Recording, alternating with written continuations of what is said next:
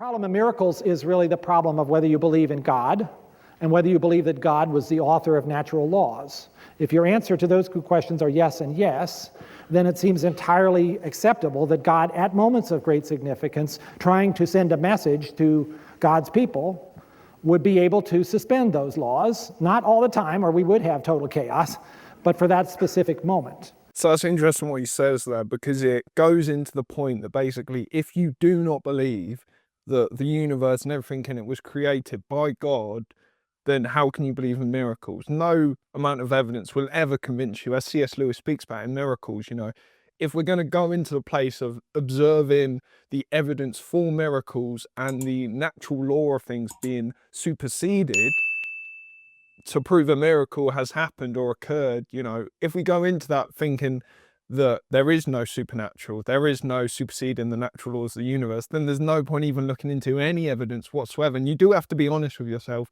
And this top scientist, Francis Collins, does make a very interesting point there. But let's see what else he says. In that regard, the greatest miracle of the Christian faith is, of course, the resurrection of Jesus.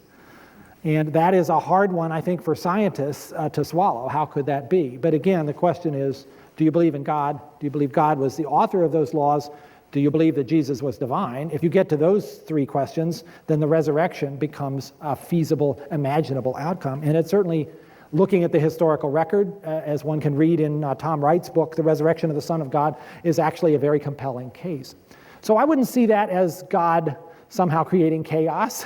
After all, if you're the author of the laws, don't you have the chance now and then to monkey with them if you've got a really important point you're trying to make?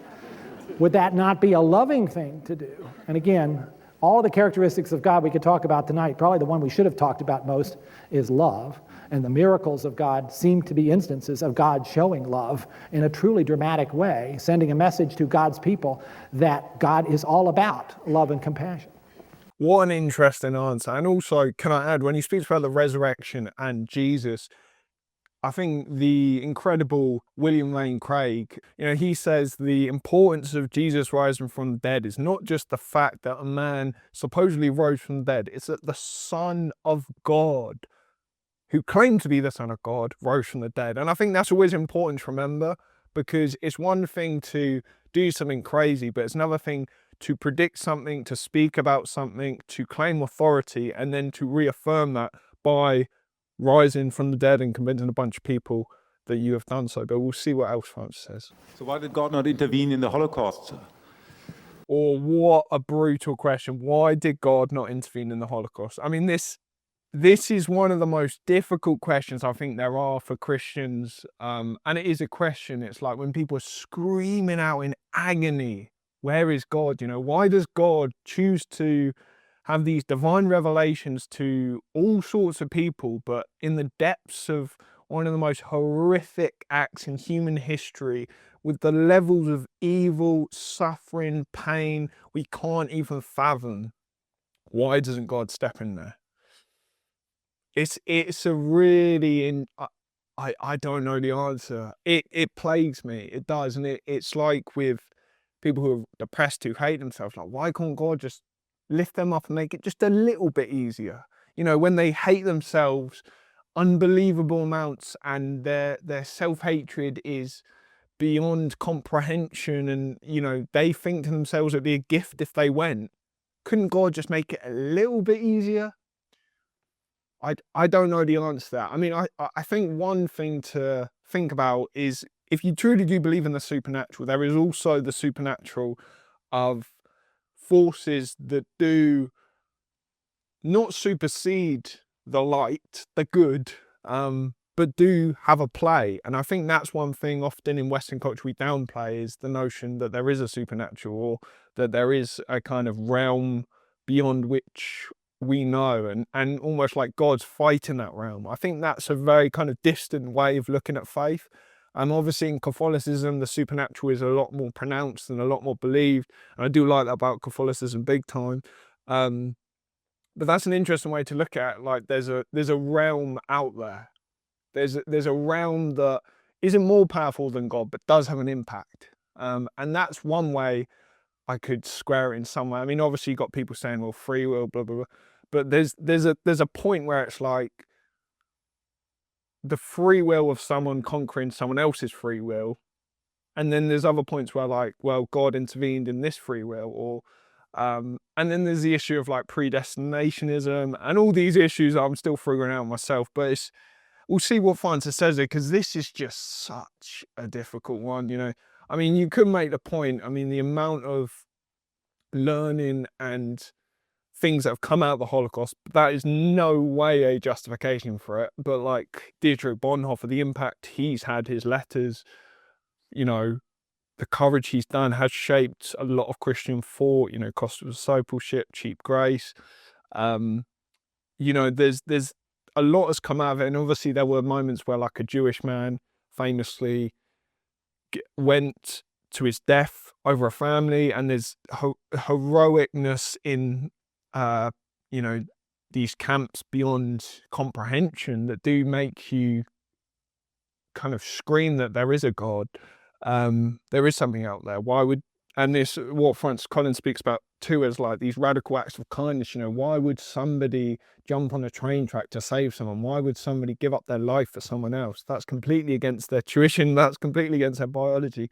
But yeah, we'll see what he responds to this, because this is just such a devastating question. And I think any Christian that says there's an easy answer to this or anything like that, I'd be very skeptical of them, because I can never, ever buy that, because the levels of suffering and agony people go through is beyond a rational person's, you know, comprehension. Like if we could absorb and know the pain in the world, like we cannot survive. I mean, some people say, like, in a way, a lot of people who are depressed is because they're just kind of aware and they're not numbing themselves.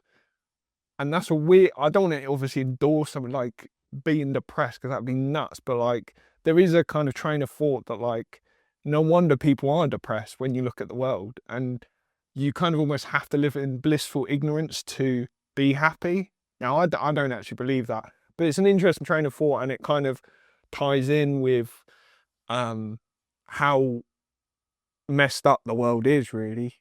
But yeah, we'll see why you respond. So why indeed?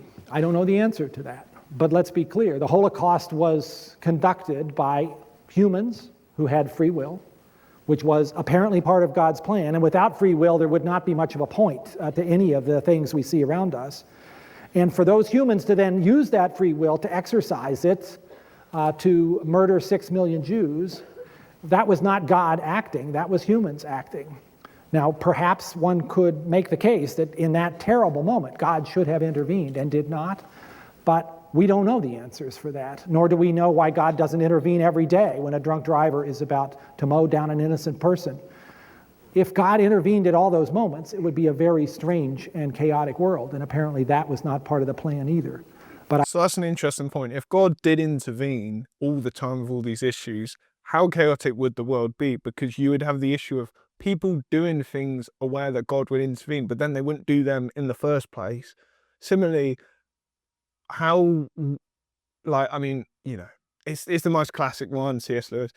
You know, how do you know a line's straight? 'Cause you know what a bent line looks like, or a crooked line. There's also that issue. But then, therefore, you could say, well, why couldn't God have made us know evil or suffering without it existing? But then I guess you can't picture something that isn't something to be pictured. I don't know. I'm not a philosopher. This probably isn't even a good analysis by me, but I'm just waffling. I'm just kind of saying my thoughts, because that's what I do. That's what this channel's about. It's just basically me talking about things I'm passionate about, anything to do with faith, just being honest. This is who I am. If you walked up to me in the street and say, "You're right, mate, like this is me right now. I'm just trying to be me on camera." So if I don't know, if I'm interested in something, I will just say what I think, regardless of of anything, to be honest. But yeah, I am waffling. But anyway, I hope you did enjoy this video. If you did, like, subscribe, follow my Substack below, and I hope you enjoyed the incredible Dr. Francis Collins speaking about miracles the evidence for miracles, and what do miracles actually mean in our modern day.